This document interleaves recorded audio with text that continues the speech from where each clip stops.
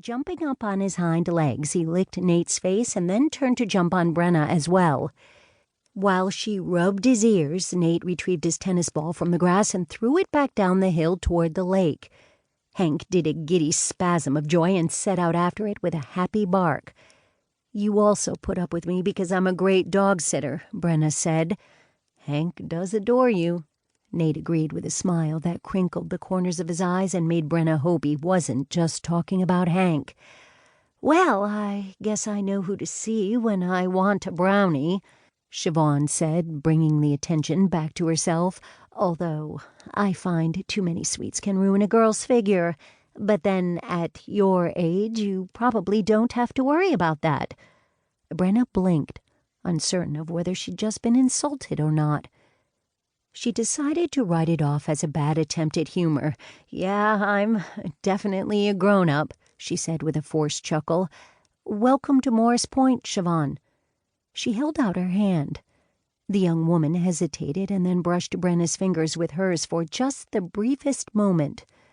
Her fingers were icy cold, and Brenna resisted the urge to rub her hands together to warm them up.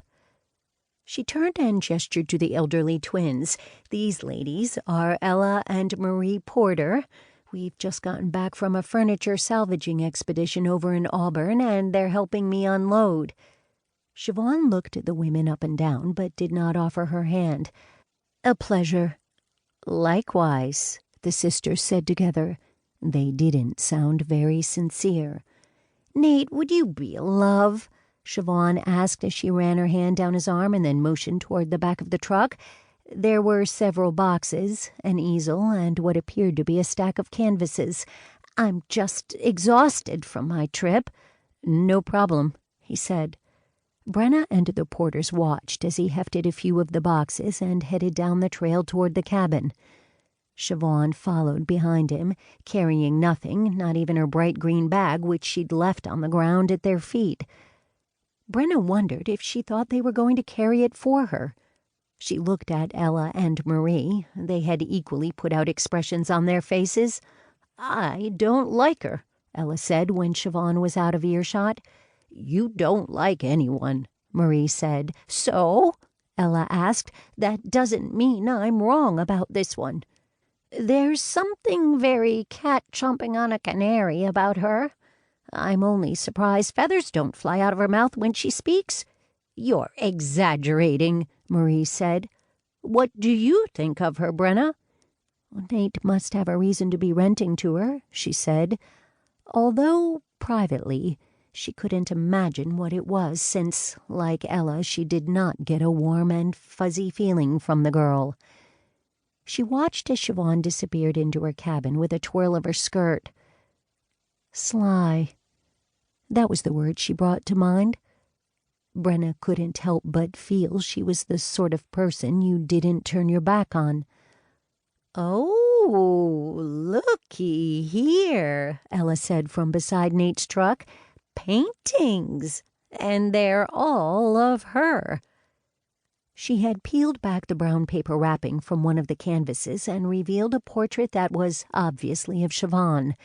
It was very Frida Kahlo, a headshot with a severe expression done in bold colors. "Ella, get away from there," Brenna ordered. She glanced at the cabin to see if Nate and Siobhan were returning. Ella leaned in close and said, "The name in the corner is Siobhan." "What kind of name is that?" "That's her name. Siobhan," Brenna said. She had to hide her smile at Ella's frown. "It's an Irish name pronounced Siobhan."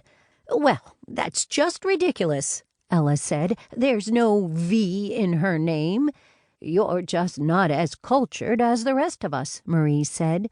She tipped her head up in a superior look. "Oh, please," Ella snapped. "You didn't know how to pronounce it either." "I most certainly did." "No, you didn't." "Yes, Marie began to argue, but Brenna cut her off. "Ladies, can we get back to the task at hand?" Ella dropped the paper wrapping and curled her lip in distaste. "Well, it seems Miss Siobhan has a very high opinion of herself." "That's not for us to say," Brenna said. She turned